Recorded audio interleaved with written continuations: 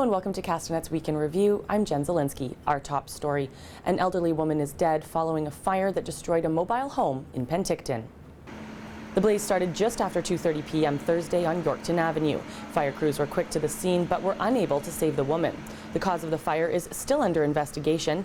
It is believed the victim lived in the home with her husband. UBCO students gathered outside the Kelowna General Hospital this week to create an open discussion on the issue of abortion.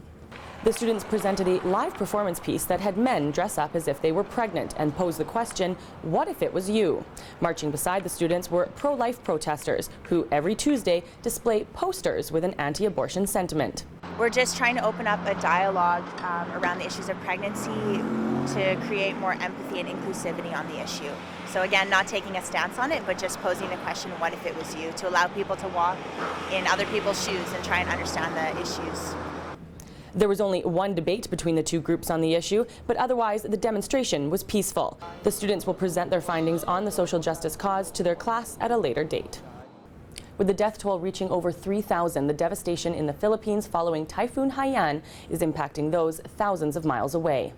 Here in Kelowna, the Filipino community is grief-stricken and at a loss not knowing if their family members are still alive. In an attempt to help where they can, a local grocery store, Pearl of the Orient, is collecting donations to send to the affected areas.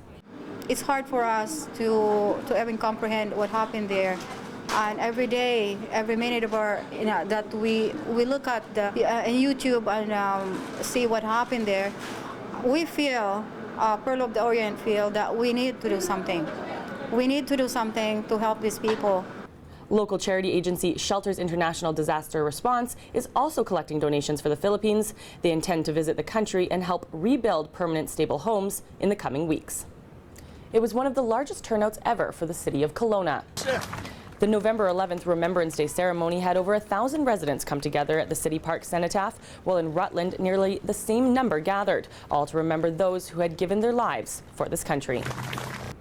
Olympic skier and Kelowna resident Kelsey Serwa stopped by the Castanet studios this week to sit down with our Wayne Moore and talk about everything from injuries to the upcoming 2014 Sochi Games. You've been, and we talked about this earlier, you've been critical of some of the course setups and some of the courses, and I just want to make sure I get this quote correctly.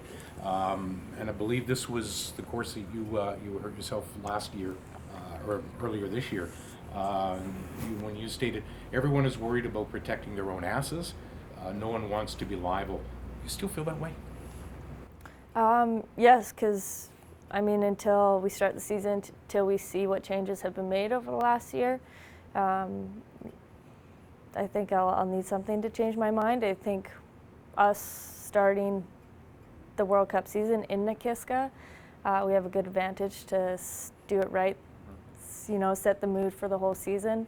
The Olympic track is phenomenal.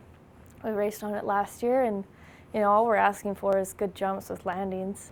Join us next Thursday at noon when Wayne will sit down with Kelowna Mayor Walter Gray. Well, that wraps up Castanet's Week in Review. I'm Jen Zielinski. Thanks for watching.